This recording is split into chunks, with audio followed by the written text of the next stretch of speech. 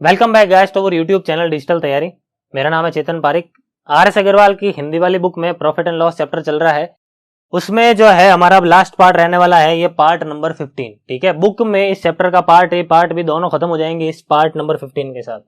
ठीक है, तो शुरू करते हैं पार्ट नंबर 15 में। पहला सवाल हमारे पास क्या है, देखो हर एक सवाल को साथ साथ में ट्राई जरूर करें ताकि आपकी अच्छी खासी प्रैक्टिस हो जाए।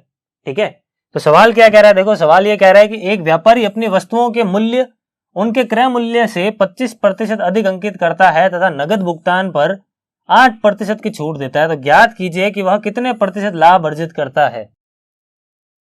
मतलब क्या करना है यहाँ पे, देखो तीन चीजें हैं, सीपी, एमपी और एसपी। खूब सारे सवाल हमने ऐसे किए हैं अब तक। वो क्या कर रहा है, क्रय मूल्य से 25% अधिक अंकित कर रहा है। 25% का मतलब कितना, 1/4। मतलब वो 4 की जगह कितना अंकित कर रहा है, 5 अंकित कर रहा है। उसके बाद वो अंकित मूल्य पर छूट भी दे देता है, कितनी, 8% की। 8% को हम क्या लिखते हैं, 2/25 लिखते हैं। इसका मतलब 25 की चीज कितने में बेची गई, 25 की चीज 23 रुपए में बेची गई। देखो सही है क्या। अब क्या करना है, दोनों रेशियोज को मर्ज करना है। तो 5 और 25 का एलसीएम कितना आ गया, 25 आ गया। 25 से 25 एक गुणा करने पर आया तो 23 से 23 कर लो, ये आ गया 23। देखो उसके बाद 5 से 25 कैसे आया, 5 से 25 आया, 5 गुणा करने पर, तो इस लाइन में जो भी है 5 से गुणा कर लो, कितना हो गया, 20। आपको सवाल में बोला प्रॉफिट परसेंटेज फाइंड करो, तो अगर 20 की चीज 23 रुपए में बेच रहे हो तो आपको लाभ कितना हुआ, देखो 3 रुपए का हुआ। किस पर हुआ, 20 पर हुआ, तो 3/20। इसको मैंने कर दिया 100 से गुणा ताकि ये परसेंटेज में चेंज हो जाए। इसको काट लो 5 बार में, 5 × 3 कितना हो गया, 15। तो 15% का लाभ, ये हो गया हमारा करेक्ट आंसर। ठीक है, आगे बढ़ते हैं और अगला सवाल देखते हैं क्या है हमारे पास। तो अगला सवाल है, देखो मैंने रुपए 5400 रुपए में 2 मेजें खरीदी। 5400 रुपए में 2 मेज खरीदी। मैंने उनमें से एक को 5% की हानि तथा दूसरे को 7% के लाभ पर बेच दिया। कुल सौदे में मुझे ना तो लाभ हुआ ना ही हानि हुई, तो दोनों मेज का क्रय मूल्य कितना है अलग अलग, ये ज्ञात करना है। 2 मेज है, एक मेज और दूसरी मेज। पहली मेज को मैंने 5% की हानि पर बेचा, हानि है इसलिए माइनस लगा रहा हूं। दूसरी को मैंने 7% के लाभ पर बेचा, इसलिए मैं यहाँ पे प्लस लगा रहा हूं। ऑल ओवर देखा जाए तो मुझे नो प्रॉफिट नो लॉस हुआ, इसलिए मैंने यहाँ पे लिख दिया 0। ठीक है, अब जब मैं इस एलिगेशन को सॉल्व करूंगा तो यहां से मुझे दोनों मेज के यानी दोनों टेबल के क्रय मूल्य का रेशियो मिल जाएगा। कुल क्रय मूल्य मेरे पास पड़ा है तो दोनों की अलग अलग कीमत भी मिल जाएगी। तो देखो क्या करना है, ज्यादा में से कम को घटाना है। 0 में से अगर मैं -5 को घटाता हूं, यानी 0 माइनस -5 कितना हो जाएगा, 5। उसमें से आगे क्या करूंगा, 7 - 0 तो कितना हो जाएगा, 7। तो कुल मिला के पहले और दूसरे मेज की क्रय मूल्य का क्या रेशियो मिल रहा है, तो ये रेशियो मिल रहा है 7:5। ठीक है, कुल मिलाकर ये कितना हो गया, तो कुल मिलाकर हो गया 12। कुल मिलाकर कितना हो गया, देखो तो ये हो गया 12। 12 नहीं है, एक्चुअल में कितना है, ये 54 है। कितना है, ये 5400 है। तो 12 से 5400 कैसे आया होगा, देखो इसमें डिवाइड लगाओ तो 12 से कितनी बार में, 4 बार में 48 तक, फिर 6 आगे चला गया 5, 450। तो इसको भी कर लो 450 से गुणा, कितना आएगा, देखो 0 35 यहाँ पे आ गया, 3 28 और 3 कितने हो गए, 31, यानी 3150 रुपए। और ये कितना हो जाएगा, ये जो 5 है, ये 5 कितना हो जाएगा, तो इसको भी 450 से गुणा कर लो, कितना हो जाएगा, 0। 5 × 5 25, ये आ गया 2 20 और 2 कितने हो गए, 22। तो ये है हमारे पास पहले मेज की कीमत 3150, यह है दूसरे मेज की कीमत 2250। ठीक है, आगे बढ़ते हैं अगले सवाल की ओर। अगला सवाल है हमारे पास कि अंकित मूल्य पर 12% छूट देने के बाद भी एक दुकानदार 21% का लाभ कमाता है। उसने अपनी वस्तुओं का अंकित मूल्य उनके क्रय मूल्य से कितने प्रतिशत अधिक अंकित किया होगा, यह आपको ज्ञात करना है। सीपी, एमपी, एसपी, फिर से वही बात है। सवाल कह रहा है 12% की छूट दे रहा है। 12% की छूट का मतलब कितना हो गया, 3/25 हो गया। 25 के ऊपर अगर आप 3 की छूट दे रहे हो, इसका मतलब 25 की चीज आप बेच रहे कितने में हो, 22 रुपए में। सही है क्या। और ये सब कुछ करने के बाद में उसको 21% का फायदा हो रहा है। 21% का फायदा हो रहा है, इसका मतलब 100 की चीज कितने में जा रही है, 121 में जा रही है। सही है। अब मैं क्या कर रहा हूं, दोनों रेशियो को मुझे मर्ज करना है। तो अगर मैं 22 × 121 करता हूं तो कितना आएगा, यहाँ पे 2 आ जाएगा। 22 × 2 44 और 2 कितने हो गए, 46। यहाँ पे आ गया 4। 22 एकम 22 और 4 कितने हो गए, तो 22 और 4 हो गए 26। उसके बाद में आपने इसको 121 से गुणा किया तो इसको भी कर लो 121 से गुणा, कितना होगा ये, तो ये हो जाएगा 25 से कम 25 यहाँ पे आ गया, 2 50 और 2 52 यहाँ पे आ गया 5, 25 और 5 30, और इसको आपने 22 से गुणा किया तो इसको भी 22 से गुणा कर लो, ये कितना हो जाएगा 2200। सवाल आपको बोल रहा है कि उसने क्रय मूल्य से कितना अधिक अंकित किया, तो 2200 की जगह उसने 3025 लिखा है, इसका मतलब उसने 825 रुपए अधिक अंकित किए हैं। किसके ऊपर, 2200 के ऊपर। और इस भिन्न को प्रतिशत में चेंज करने के लिए मैं क्या कर रहा हूं, 100 से गुणा कर रहा हूं। तो क्या होगा, देखो 00 से 00 कट जाएगा। उसके बाद में अगर इसको मुझे काटना है, 11 से काट सकता हूं 2 बार में, 11 से 7 बार में कट रहा है, फिर 5 बार में कट रहा है। 75/2 मिल रहा है, तो देखो कितना हो गया, 3 7 1/2% हो गया, यानी 37.5%। यानी उसने 37.5% अधिक अंकित किया है। क्लियर है। आगे बढ़ते हैं, देखो हमारे अगले सवाल की। और अगला सवाल क्या है, तो अगला सवाल कह रहा है कि एक दुकानदार अपने सामान का मूल्य उनके क्रय मूल्य से 20% अधिक अंकित करता है। वह 3/4 सामान को अंकित मूल्य पर बेचता है तथा शेष सामान को अंकित मूल्य के 50% पर बेचता है। तो कुल सौदे में उसका लाभ या हानि प्रतिशत कितना है, ये ज्ञात करो। देखो क्रय मूल्य से कितना अधिक अंकित कर रहा है, 20% अधिक अंकित कर रहा है। इसका मतलब 5 की जगह वो कितना अंकित कर रहा है, 6 अंकित कर रहा है। मान लो प्रत्येक प्रोडक्ट 5 रुपए का है, तो वो अंकित कितना कर रहा है, 6 रुपए अंकित कर रहा है, ऊपर 6 रुपए लिख रहा है। सवाल आगे कह रहा है कि वह 3/4 सामान को अंकित मूल्य पर बेचता है। देखो अब सामान है कितना, वो सवाल में एग्जैक्टली गिवन नहीं है, तो मैंने मान लिया कि सामान जो है ना वो कुल मिलाकर 4 है। ठीक है, मान लिया सामान जो है ना कुल मिलाकर 4 यूनिट है। मान लो 4 पेन है, मान लो 4 पेन है। ठीक है, तो सवाल ये कह रहा है कि वो 3/4 सामान, तो 4 का 3/4 कितना होगा, 3 होगा। तो उसने 3 पेन को अंकित मूल्य पर बेचा। अंकित मूल्य कितना है, एक पेन का 6 रुपया है, तो 3 पेन का कुल मिलाकर अंकित मूल्य कितना आएगा, 18 रुपए आएगा। तो उसने अंकित मूल्य पर बेचा, तो 18 रुपए मेरा विक्रय मूल्य आ गया। आगे कह रहा है कि शेष सामान को उसने अंकित मूल्य के 50% पर बेचा। 4 में से 3 पेन तो वो पहले बेच चुका था, अब कितना पेन बचा, एक पेन। उस एक पेन को उसने अंकित मूल्य के 50% पर बेचा। अंकित मूल्य का 50% कितना होगा, 6 का 50% कितना होगा, 3 होगा। तो उसने 3 रुपए में बेचा। तो कुल मिलाकर उसका विक्रय मूल्य कितना आया, तो 18 और 3 21 हो गया। यहां पे लगा दो 21। यह आ गया कुल मिलाकर विक्रय मूल्य। ठीक है, कुल मिलाकर क्रय मूल्य कितना है, तो कुल मिलाकर 5 रुपए में एक आइटम खरीदा, 4 आइटम के कितने हो गए, 20 रुपए हो गए। तो कुल मिलाकर मैं कह सकता हूं 20 रुपए क्रय मूल्य है और 21 रुपए में बेचा। तो अगर 20 की चीज 21 में बेची जा रही है, इसका मतलब 5% का प्रॉफिट हो रहा है। देखो 1/20 इंटू 100 करेंगे कितना आएगा, 5% आ जाएगा। बस आपको ये याद करना था। ठीक है, तो आई होप अच्छी तरीके से सवाल आपको समझ में आ चुका है। बहुत ही सिंपल मेथड से मैंने समझाया है। आगे बढ़ते हैं और अगला सवाल देखते हैं हमारा क्या है। तो अगला सवाल है, एक व्यापारी अंकित मूल्य पर 12% की छूट देता है। वह अपनी वस्तुओं का मूल्य क्रय मूल्य से कितना प्रतिशत अधिक अंकित करे ताकि उसको 10% का लाभ हो। खूब सारे सवाल हमने अब तक कर लिए हैं, ऐसे खूब सारे। तो पहले एक बार ट्राई करो पॉज करके। अब यहां पे समझो और आंसर मिलाओ अपना, सही आ रहा है या नहीं आ रहा है। तो सीपी, एमपी और एसपी छूट कितनी दे रहा है, 12% की। 12% को 3/25 लिख दूं, मतलब वो 25 की जगह कितने में बेच रहा है, 22 में बेच रहा है। ठीक है, और उसने ऐसा करने पर 10% का लाभ कमाया। इसका मतलब 10 की चीज कितने में जा रही है, 11 में जा रही है। दोनों रेशियोज को मर्ज करना है। यहाँ पे कितना आ जाएगा, 22। ये 1 गुना है तो ये 25। 11 से 22 कैसा आया, 2 गुना करने पर, तो 10 का 2 गुना कर लो, कितना, 20। सीपी, एमपी, एसपी का रेशियो आ गया। सवाल में बोल रहा है कि क्रय मूल्य से कितना अधिक अंकित किया। क्रय मूल्य से कितना अधिक अंकित किया, देखो यहाँ पे 5 अधिक अंकित किया।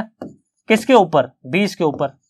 तो 5/20 को हम क्या लिख सकते हैं, 5/20 को लिख सकते हैं 1/4, और 1/4 किसके बराबर होता है, 25% के। तो हमारा आंसर कितना हो गया, 25%। ठीक है, अगला सवाल देखो। अगला सवाल है, एक घड़ी है, इसका अंकित मूल्य 840 रुपए है। एक व्यक्ति ने 2 क्रमवार कटौतियां देने के उपरांत उसको इतने रुपए में खरीदा। लेने के बाद इतने रुपए में खरीदा। अगर पहली कटौती इतनी है तो दूसरी कटौती कितनी है, याद करो। सक्सेसिव डिस्काउंट वाला सवाल है, एक डिस्काउंट दे रखा है, दूसरा डिस्काउंट याद करना है। तो ये भी हमने खूब सारे कर लिए, तो पहले आप ट्राई करो, फिर अपना आंसर यहाँ पे मिलान करो। 20% का पहली कटौती है, इसका मतलब 5 की जगह 4 में। दूसरी कटौती क्या है मुझे नहीं पता, लेकिन फाइनली मुझे ये जरूर पता है कि 820 रुपए की चीज फाइनली 570.72 रुपए में गई। सही है। जब आपको ये गिवन होता है, ये गिवन होता है, तो आप दोनों का गुणा करके ये निकाल लेते हो। इस बार आपको ये गिवन है, ये गिवन है, तो ये निकालना है। कैसे निकालेंगे? इसमें इसका भाग लगा दो। तो इसमें जब मैं 5 का भाग लगाऊंगा तो भाग देखो, एक बार में जा रहा है, 3 बचे का आगे चला गया, 6 बार में, 2 आगे चला गया, 4 बार में। उसके बाद में इसमें 4 का भाग लगाता हूं तो 9 छिंग 54, 9 बार में जा रहा है। ठीक है, अच्छा 4 का भाग लगाना है मुझे, 4 का भाग लगाना है, सॉरी। तो एक बार में जा रहा है, एक आगे भेज दिया, तो एक आगे भेजने पर कितनी बार में चला जाएगा? 4 बार में 16 तक। उसके बाद फिर से एक आगे भेज दूं तो 2 बार में, 2 आगे भेज दिया तो चला जाएगा 6 बार में, 24 तक, 3 आगे भेज दिया तो 8 बार में। ये है हमारे पास। ठीक है, इसको थोड़ा और सिंप्लीफाई कर लेते हैं। जैसे मैं इसको अगर 4 से काटूं तो ये 4 से कट रहा है, नहीं कट रहा है? बिल्कुल कट रहा है, तो 4 से काट देते हैं। देखो 4 से काटा तो ये 4 1, 4 से काटा तो ये 4 से काटने पर कितनी बार में कट रहा है? देखो 4 से काटने पर पहले 3 बार में, 2 आगे भेज दिया तो 5 बार में, 2 और आगे भेज दिया तो 6 बार में, 2 और आगे भेज दिया तो 7 बार में। यहाँ पर आ गया पॉइंट। तो 41 रुपए की चीज इतने रुपए में बिक रही है। ठीक है, तो कितना डिस्काउंट है? 5.33 रुपए का डिस्काउंट दिया जा रहा है। 41 में से घटा लो, 35.37 कितना आएगा? 5.33 रुपए का डिस्काउंट दिया जा रहा है। किस पर दिया जा रहा है? 41 पर। इसको परसेंटेज में चेंज करने के लिए कर लो 100 से गुणा, तो कितना हो गया? 533/41। इसको सॉल्व करना है। तो एक बार में तो भाग पूरा पूरा जा रहा है, पीछे कितना बच रहा है? 9 और 3, 9 और 3 कितना हो गया? 12। 3 बार में और जा रहा है। ठीक है, 3 बार में जा रहा है ना, 41 × 3 123 हो गया। तो हमारा आंसर कितना हो गया? हमारा आंसर हो गया 13%। यानी जो दूसरी कटौती है वो कितनी है? 13% की। तो आई होप आपने अच्छी तरीके से सवाल को ट्राई कर लिया, यहाँ से समझ भी लिया है और अपना आंसर भी मैच कर लिया है। आगे बढ़ते हैं, अगला सवाल देखते हैं क्या है हमारा। तो अगला सवाल है कि एक घड़ी का अंकित मूल्य 400 रुपए है। अंकित मूल्य पर 25% की कटौती देने के बाद एक व्यक्ति को 20 रुपए की हानि होती है, तो हानि का प्रतिशत कितना है ये ज्ञात करो। 25% की कटौती दे रहा है, 400 रुपए अंकित मूल्य है, 400 रुपए का 25% कितना होगा? 100 रुपए होगा। तो 100 रुपए की कटौती अगर दे रहा है, इसका मतलब 400 रुपए लिखे हुए थे, बेचा कितने में है? तो बेचा है उसको 300 रुपए में, तभी तो 25% की कटौती हुई। देखो यहाँ पे 400 की चीज 300 में बेची। सवाल कह रहा है कि 300 में बेचने पर 20 रुपए की हानि हो रही है, इसका मतलब 320 रुपए क्रय मूल्य है। तो 320 रुपए क्रय मूल्य होगा तभी तो 20 रुपए की हानि होगी जब आप उसको 300 रुपए में बेचोगे। तो ये सब कुछ मिल गया मुझे CPMPSP। सवाल में बोला है कि हानि का प्रतिशत ज्ञात करो, तो 320 रुपए की चीज अगर आप 300 में बेच रहे हो तो आपको 20 रुपए की हानि हो रही है। ये हानि किस पर हो रही है? 320 पर हो रही है। तो यहाँ पे लिख लो 320 और इसको परसेंटेज में चेंज करने के लिए कर लो 100 से गुणा। ठीक है, अब इसको सॉल्व करना है। 0 से 0 काट लू मैं यहाँ पे। अगर मैं इसको काटता हूं तो यहाँ पे कितना मिल रहा है? 1/16 मिल रहा है। अब 1/16 को क्या लिखते हैं? 6 सही 2/3% लिखते हैं। तो हमारा आंसर क्या हो जाएगा? 6 सही 2/3%। और अगर फ्रैक्शन याद नहीं है तो 2 से देखो 5 बार में, 2 से देखो 8 बार में, 8 से 6 बार में जा रहा है।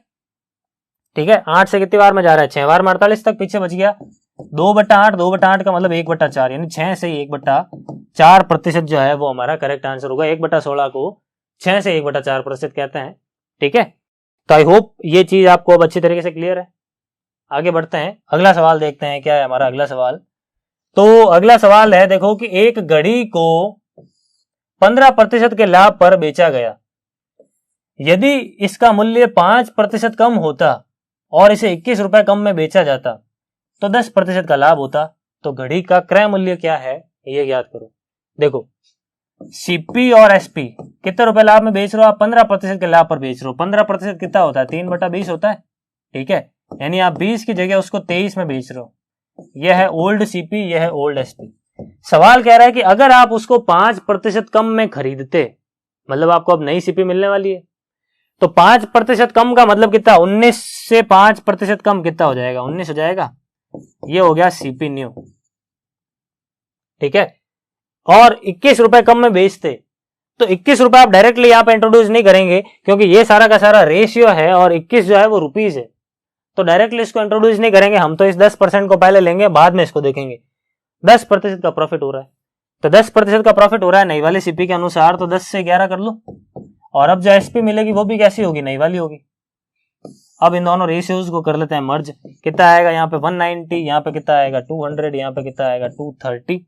ये 19 से गुणा किया तो ये हो गया 19 एकम 19, यहाँ पे आ गया 1 और यहाँ पे कितना आ गया 20, सब रेशियो मिल गया।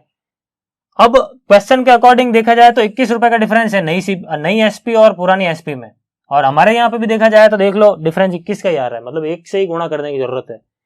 तो घड़ी का क्रय मूल्य कितना है, तो 200 इंटू 1 कर लो, मतलब 200 ही रहेगा। तो घड़ी का क्रय मूल्य कितना है, 200 रुपए है।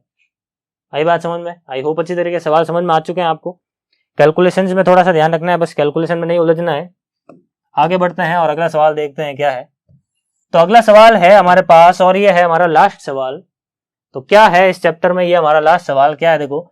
एक व्यापारी 1500 रुपए अंकित मूल्य वाली एक मेज को 20% तथा 10% के 2 क्रमिक बट्टों के साथ खरीदता है। वह इसकी ढुलाई पर 20 रुपए खर्च भी करता है तथा 10% लाभ पर बेच देता है। तो मेज का विक्रय मूल्य ज्ञात करो। देखो 1500 रुपए अंकित मूल्य वाली वस्तु उसने 20% और 10% के 2 क्रमिक बट्टों पर खरीदा। इसका मतलब उसने खरीदा कितने में, तो 20% को 5 से 4 लिख लूं, 10% को 10 से 9 लिख लूं। ये कितना हो जाएगा, ये हो जाएगा 50, ये कितना हो जाएगा 36 हो जाएगा। ये 50 नहीं है, 1500 है। कितना गुणा किया, देखो 30 से गुणा किया, तो इसको कर लो 30 से गुणा, कितना आ जाएगा मेरे पास, तो 1080 आ जाएगा। मतलब दुकानदार ने यानी व्यापारी ने 1080 रुपए में सामान को खरीदा, मेज को खरीदा। फिर उसने 20 रुपए ढुलाई पर खर्च कर दिए, ट्रांसपोर्टेशन पर खर्च कर दिए। तो 180 और 20 कितने हो गए, कुल मिला के 1080 और 20 कितने हो गए, 1100 हो गए।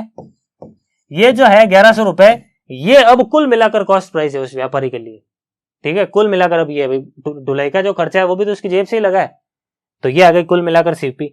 अब वो चाहता है कि मुझे 10% का लाभ हो जाए, तो इसका मतलब इंटू 110/100 कर लूं ताकि मुझे एसपी मिल जाएगी। बस यही मुझे ज्ञात करना होगा। फिर 0000 काट लो, 11 इंटू 11 कितना 121 और पिछ लगा दो 0।